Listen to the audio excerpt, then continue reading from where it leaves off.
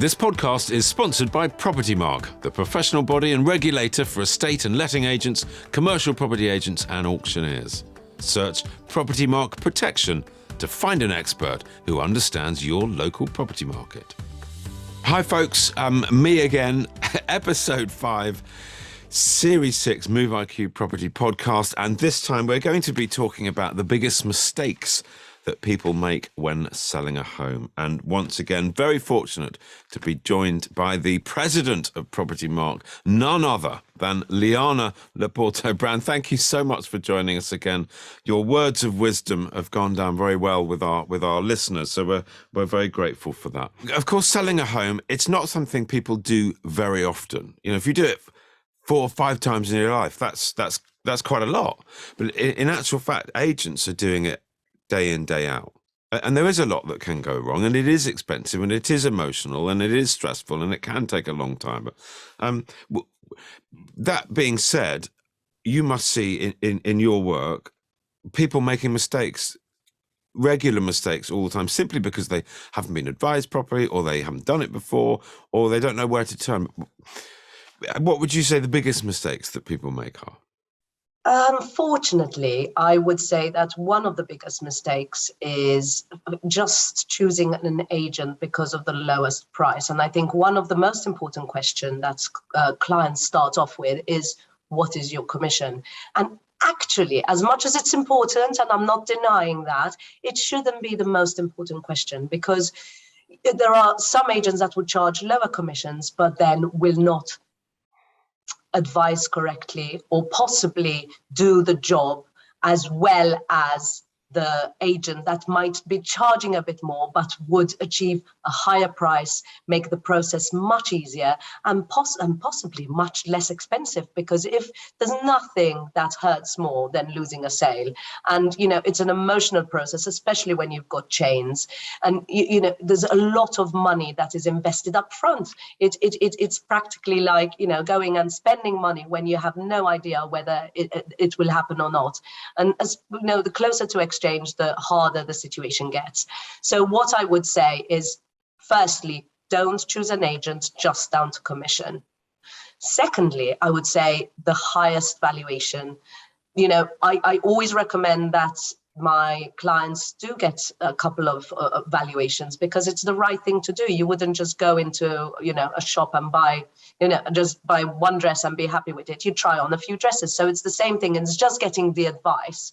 But don't just go with the highest price, because sometimes some agents do just give the highest price to get the instruction. In fact, it's a statistic that the second agent is more likely to sell your home.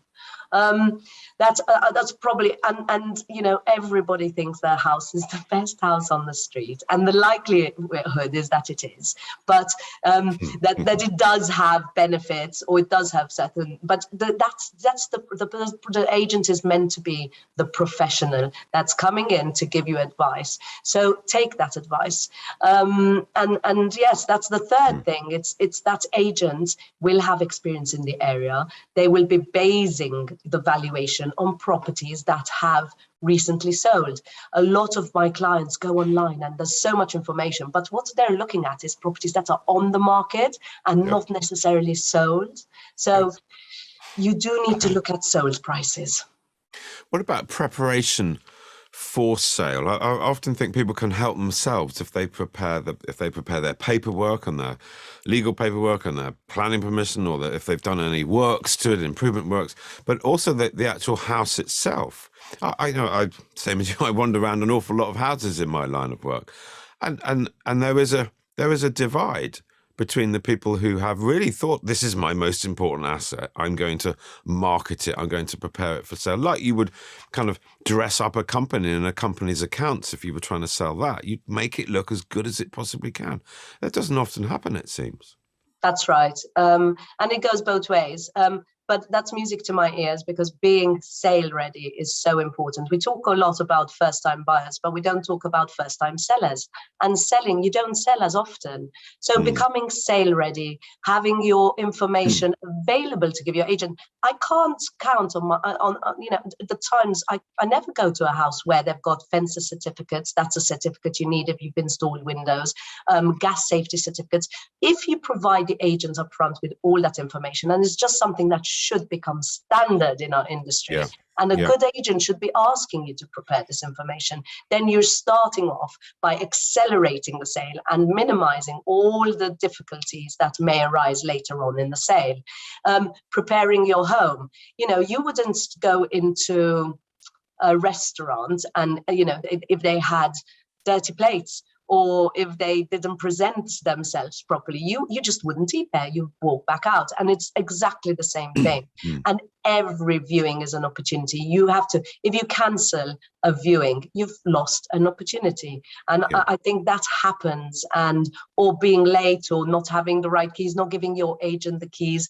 There are so many factors that could contribute to a successful sale, which the clients can be aware of, and a good agent should be pointing all of those out and not scared to give that really good advice.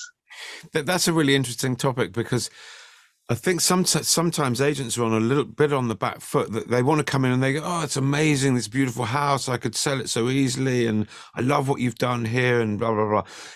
Because they're nervous about, they want to win the instruction.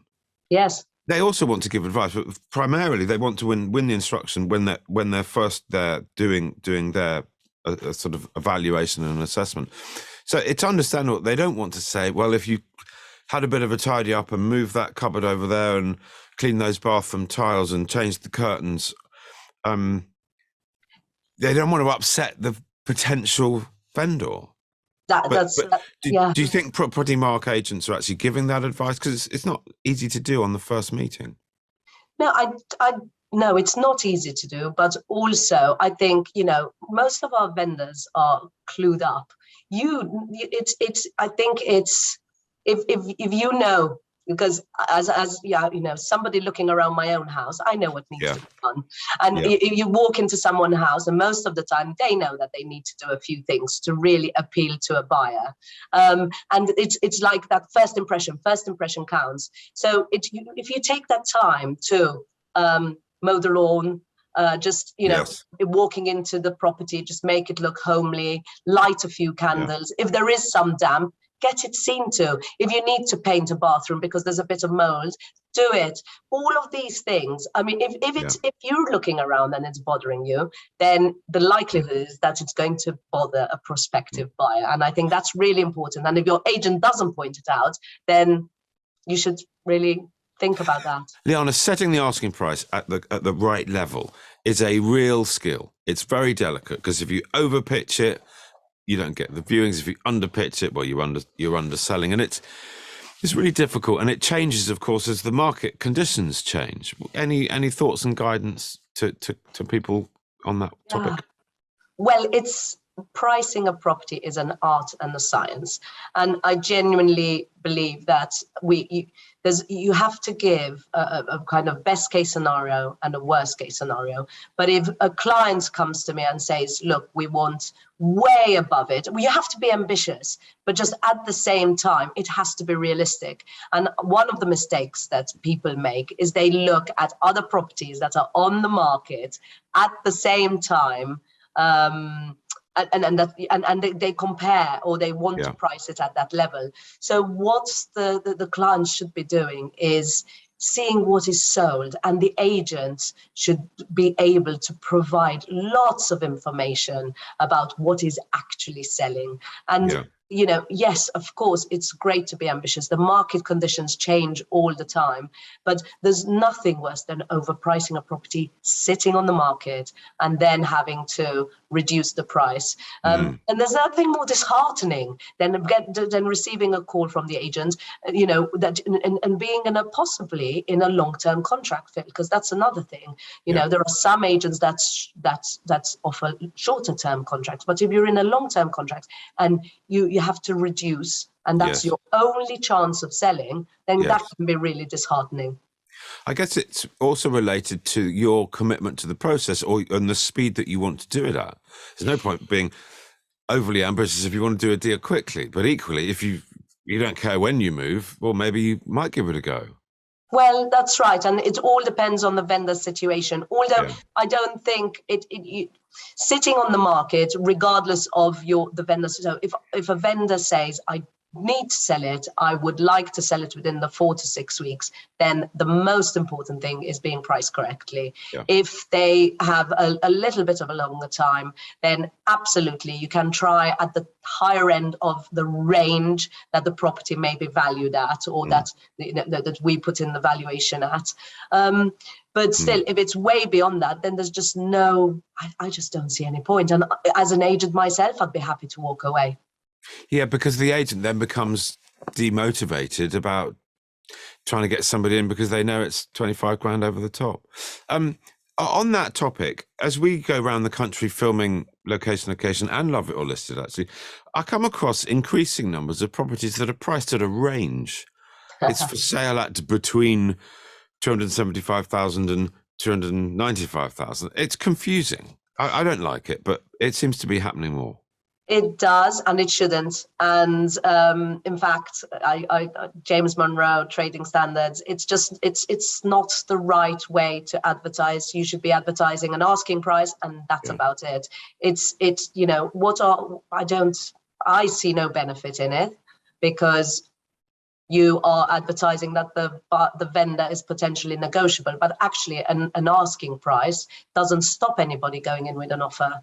Yes. So I'm not a fan of that, Phil, and I don't think it should be. I'm pleased you said that. I'm pleased you said that. I wonder whether it was something to do with the portals, and people put on the portal, well, their maximum budget is 280. But if somebody's got a price range of 275 to 300, then they'll get that property. I don't think that's the reason, because it only marks one price on the portals. It doesn't allow you to put a range in where you put the price to attract those buyers. So I see no benefit. I think we should be completely transparent, and this is why a Propertymark agent is advised to just put in a price, no offers over, no offer, above, or just a price, and that is what the asking price is, and that's nice and clear for the consumer, and with no doubt. Yeah, I like the way you're talking, Liana. For quite a number of years, I made a series for Channel 4 called Secret Agent, where I was going around helping people who were struggling to sell. And we made an awful lot of programs. And these were people that hadn't, they'd been on the market for a year or 2 years or 3 years. And many times they hadn't actually figured out what the issues were and what they could do differently. And I thought the easiest wins were clean the carpets, or new carpets and a fresh coat of paint. Just completely freshens a house up if it's got a bit stale. But the most common complaints from people that were looking round was smell and cleanliness. Smell was teenagers or pets or tobacco. And cleanliness was just basic cleanliness. And if you're selling your most valuable asset, it's got to gleam. It's got to gleam for every single viewing. And that's a bit painful, but it's got to happen. Yeah. And it does take, the easiest. If you always take the easiest route, then the agent will take the easiest route, put it on the market. The likelihood is that then it will sit there. And the most valuable time to sell your home is those first 4 to 6 weeks. So if you're not attracting the right audience in that time, and you're putting it on without having put the effort into it, and it will be a little bit of effort, but it would be worth it in the end, because that means that you maximize the first opportunity to achieve normally what is the best offer. I tend to see the first 4 to 6 weeks, the best offer on the properties, and the buyers that are really keen and looking in the area for exactly that type of house. So yes, it's called, it smells. I've watched that program, and you don't have to go to the extremes, but certainly just go in with a critical eye, do the things that you feel are going to benefit, and take the agent's advice if they have given the advice. And if the agent's telling you don't bother, then I'd just rethink. I'd rethink using that agent. Yeah. It is a collaborative process, isn't it? You do need to communicate and work well and understand and listen to your agent, and be honest with them as well. You're right. You've made me think, Liana, that the days of, there were days of smell of fresh coffee and baking bread and dinner parties laid for 10. I think those days have moved on. People are a bit more savvy, but you do need to work at it. So let's just recap to wrap up. You've got to choose the right agent to start with. You've got to set the right price using their guidance and advice, and that is absolutely key. Preparing the house for sale in terms of its cleanliness and its presentation. Preparing the paperwork and the supporting documents that should make a conveyancing and a transaction go smoothly. What else? You've got to work with the agent. You've got to be committed to the process. You've got to dedicate time and effort. Absolutely. And instruct your solicitors up front. Just use the right people for the easiest journey. Yeah.